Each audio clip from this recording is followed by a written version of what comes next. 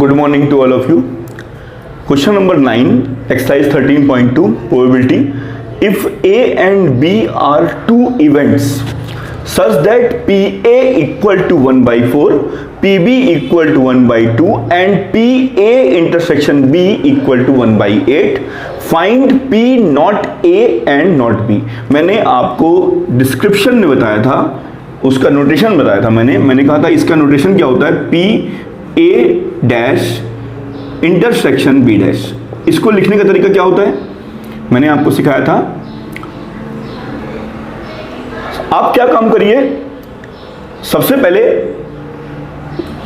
PA और PB को multiply करिए और देखिए क्या आ रहा है, 1/8 आ रहा है। यानी कि A एंड B जो इवेंट्स हैं वो क्या हैं, इंडिपेंडेंट हैं। A and B events are independent. क्यों? क्योंकि PA dot PB equal to PA intersection B। अब find P not A and not B। बच्चों, अगर आपने सेट थ्योरी में आपने डिमॉर्गन्स थ्योरम पढ़ी होगी तो वहां से इस फॉर्मूले का यूज हो रहा है। देखिए ध्यान से, आपको डिमॉर्गन्स थ्योरम में मैंने ये पढ़ाया था।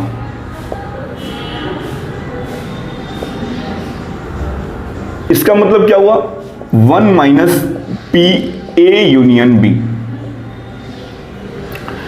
अब A यूनियन B की वैल्यू क्या होगी, PA plus PB minus PA intersection B। PA 1/4 plus 1/2 minus PA intersection B 1/8। जब आप इसका एलसीएम लेंगे तो क्या आ जाएगा, 8 आ जाएगा। तो 2 प्लस 4 माइनस 1, 5/8। अब यहां पर PA यूनियन B की वैल्यू कितनी आ गई, 5/8। यहां पुट कर दीजिए, 1 माइनस 5/8 कितना हुआ, 3/8। इसका आंसर क्या आ जाएगा, P not A and not B का आंसर क्या आएगा, 3/8 आएगा। Question number 10, events A and B are such that PA equal to 1/2, PB equal to 7/12 and P not A और लिखा हुआ है। बच्चों ध्यान रखिएगा, यहां पर ये बहुत गलती करते हैं बच्चे जल्दबाजी में। P A dash union B dash, इसका मतलब ये है इक्वल टू 1/4। आपको बताना है कि A और B इंडिपेंडेंट है या नहीं है। अगर इंडिपेंडेंट है तो PA dot PB equal to PA intersection B आना चाहिए आपका। अब ये लिखा हुआ है, अगर आपने डिमॉर्गन्स थ्योरम को ध्यान से पढ़ा होगा तो इसका एक फार्मूला होता है A इंटरसेक्शन B डैश। अब ये क्या होता है बच्चों, 1 माइनस PA इंटरसेक्शन B। ये किसके इक्वल है बच्चों, 1/4 के इक्वल है। तो ये कितना हो जाएगा, PA इंटरसेक्शन B क्या हो जाएगा आपका, 1 माइनस 1/4 यानी कि 3/4 हो जाएगा। अब आप देखिए ध्यान से, PA क्या है आपका, 1/2 है और PB क्या है आपका, तो आप देखिए इसको मल्टीप्लाई करके देखिए, PA डॉट PB क्या आ रहा है, 7/24 is not equal to PA intersection B, क्योंकि ये आपका क्या आ रहा है, 3/4 आ रहा है। तो ये आपका जो है A और B are not independent. Question number 16, in the students read Hindi newspaper, 40% English newspaper and 20% read both Hindi and English newspapers. Let E denote the set of students reading Hindi newspaper. Reading Hindi newspaper. तो क्या हो जाएगा, Hindi newspaper पढ़ने का event जो है वो E है, तो 60/100 हो जाएगा। And F denote the set of students reading English newspapers, reading English newspaper. PF equal to क्या हो जाएगा, 40/100। अब दोनों क्या हो जाएगा, 20/100, ये सब आपको दे रखा है। मैं बार बार बच्चों को बोल रहा हूं, अगर जिस बच्चे ने, जो बच्चा मेरे से लिंकअप है, अगर किसी बच्चे ने ये नंबर ये नहीं लिखा लैंग्वेज, मैं एक भी नंबर नहीं दूंगा, ये आप ध्यान रखेगा। क्योंकि मैं जब एक एक क्वेश्चन को लिख रहा हूं बोर्ड पर, तो मैं भी सामने वाले से उम्मीद कर सकता हूं कि वो भी ढंग से पढ़े, ढंग से पढ़ेगा तभी मैं आपके साथ हूं। Find the probability that, first का आंसर क्या होगा? Find the probability that she reads neither Hindi nor English newspaper, यानी कि ना तो वो हिंदी पढ़े और ना ही वो इंग्लिश पढ़े। अब इसका सेंस क्या होगा?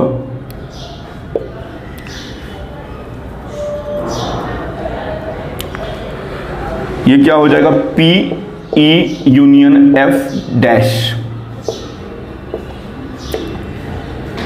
इसका मतलब क्या होगा? 1 minus P E union F।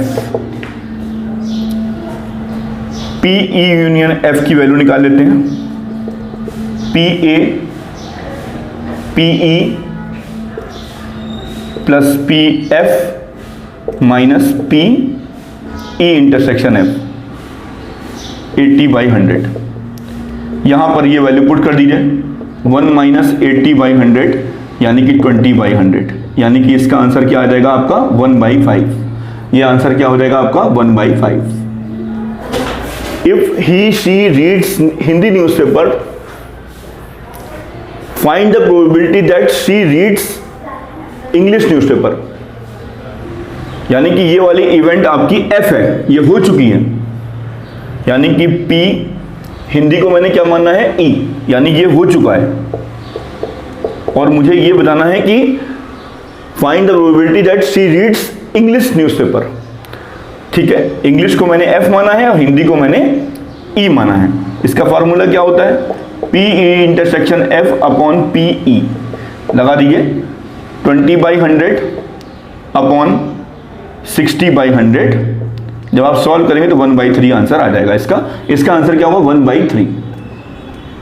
Next, third part क्या होगा? थर्ड पार्ट में इसी का उल्टा पूछा गया है।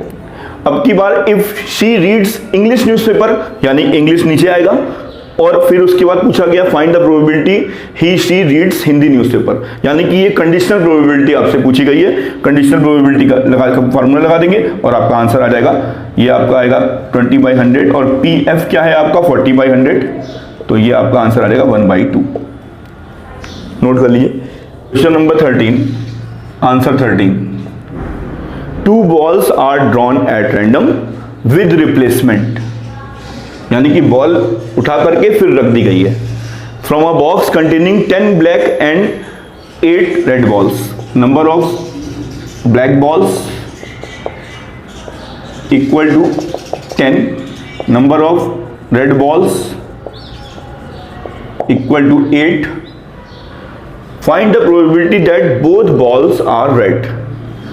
Let E be the event that first ball drawn is red। Red ball निकालने की प्रोबेबिलिटी क्या होगी? आप सभी को पता है, 8/18। And F be the event that second ball drawn is red। Second ball भी रेड है, लेकिन अब की बार क्या है? रिप्लेस हो चुका है, तो यही आएगा बच्चों, आपका आंसर यही आएगा। क्योंकि अगर विदाउट होता तो यहां पे आता 7/17, लेकिन यहां पर क्या आएगा? 8/18 आएगा, क्योंकि बॉल को वापस रख दिया गया है। अब आपको क्या करना है? बोथ बॉल्स आर रेड, तो क्या हो जाएगा आपका? रिक्वायर्ड प्रोबेबिलिटी क्या हो जाएगी? Required probability PE intersection F, 8/18 into 8/18 solve कर लीजिएगा, आपका आ जाएगा आंसर 64। सिंप्लीफाई कर लीजिएगा, आपका आंसर आ जाएगा। Second, first ball is black and the second ball is red. Let E be the event that first ball draw drawn is black. तो PE क्या हो जाएगा आपका, फर्स्ट बॉल ब्लैक है तो 10/18 हो जाएगा। And F be the event that second ball is red, second ball drawn is red। क्या हो जाएगा बच्चों, बॉल वापस रख दी गई है, कोई प्रॉब्लम नहीं होगी। अब क्या रेड से खींच लेंगे 8/18। रिक्वायर्ड प्रोबेबिलिटी क्या होगी, रिक्वायर्ड प्रोबेबिलिटी 8/18 इंटू 10/18। इनका मल्टीप्लाई कर लीजिएगा, जो भी आंसर आएगा वो आपका हो जाएगा final answer. Next,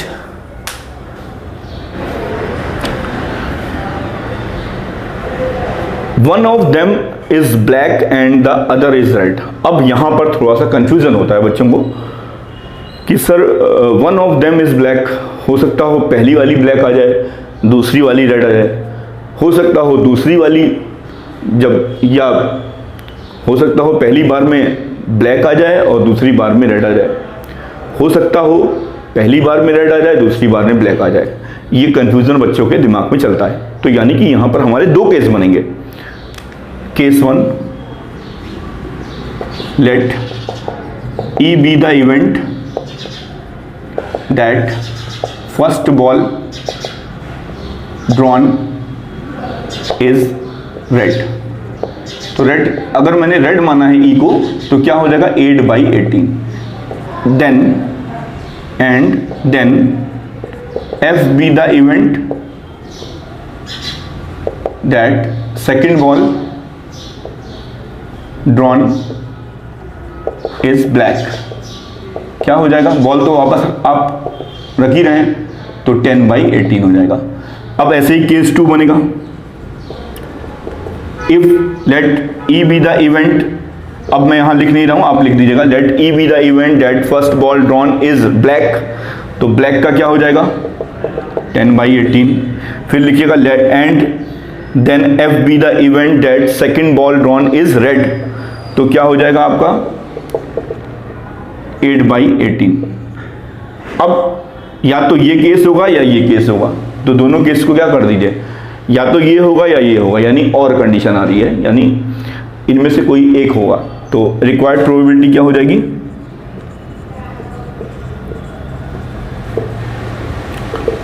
8/18 into 10/18 plus आएगा क्योंकि इनमें से कोई एक केस होगा, 10/18 इंटू 8/18। जब आप इसको सॉल्व करेंगे तो 2 इंटू 8/18 इंटू 10/18, ये आपका आ जाएगा 9, ये आपका आएगा 80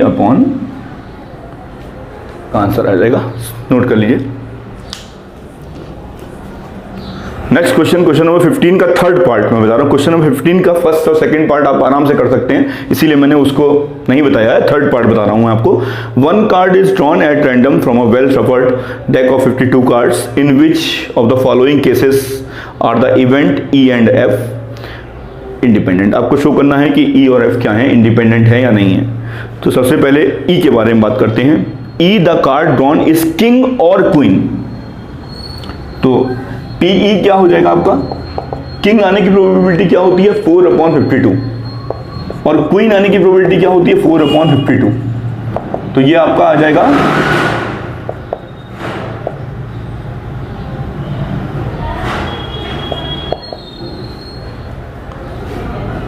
ये आपका PE आ गया बच्चों। अब ऐसे ही PF निकाल देते हैं। कार्ड ड्रॉन इज क्वीन और जैक। क्वीन कितनी होती है 4 और जैक भी आपके 4 ही होते हैं, ये भी आ जाएगा 2/13। अब आप ये देखिए कि इनमें कोई चीज कॉमन आ रही है, कॉमन आ रही है क्वीन इनमें, और इनमें क्या चीज कॉमन आ रही है, क्वीन का आ रहा है। तो PE इंटरसेक्शन F क्या होगा, क्वीन आप सभी को पता है 4/52 होती है, तो ये कितना आ जाएगा 1/13। यहां पर एग्जाम में जरूर लिखिएगा कि जो आपने E लिया है वो लिया है the card drawn is king और क्वीन। तो ये आपका किंग का है प्रोबेबिलिटी, ये आपका क्वीन का है, ये आपका क्वीन का है प्रोबेबिलिटी, ये आपका जैक का है, ये सब एग्जाम में लिखना है, मैं यहां पे लिख दे रहा हूं P, और यहां पर क्या है, केवल ये E इंटरसेक्शन F क्या है, क्वीन का है, तो ये आपका आ गया। अब आप देखिए, चेक करिए, PE डॉट PF को चेक करता हूं मैं, कितना आ रहा है मेरा, 2/13 इंटू 2/13, ये आपका आ रहा है 4/169 is not equal to PA intersection B, यानी कि ये क्या हो जाएगा, ये आपका इंडिपेंडेंट नहीं है। नेक्स्ट क्वेश्चन देखते हैं। एक बहुत अच्छा क्वेश्चन है आपके सामने, इसको मैं समझा दे रहा हूं। 2 events A and B are said to be independent if 4 option दिए हुए हैं, उसमें आपको बताना है कि कौन सा सही होगा कौन सा गलत होगा। मैं आपको समझा दे रहा हूं, वो इंडिपेंडेंट के बारे में पूछ रहा है। 2 events A and B are said to be independent, अगर 2 इवेंट इंडिपेंडेंट है तो इसका मतलब क्या होगा, PA intersection B, PA dash intersection PB dash, PA intersection B dash क्या होगा, आप लोगों को मैंने बताया, अभी समझाया मैंने आपको, आप ये लिख सकते हैं कि नहीं, ये क्या होगा, 1 माइनस PA यूनियन B।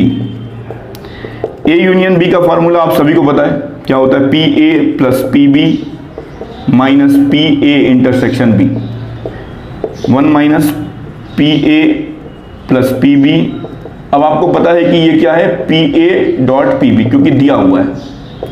अब आप इसको फैक्टराइज करने की कोशिश करिए, 1 minus PA minus PB plus PA PB, इनमें 1 कॉमन ले लीजिए, 1 माइनस PA आ जाएगा, यहां माइनस PB कॉमन ले लीजिए,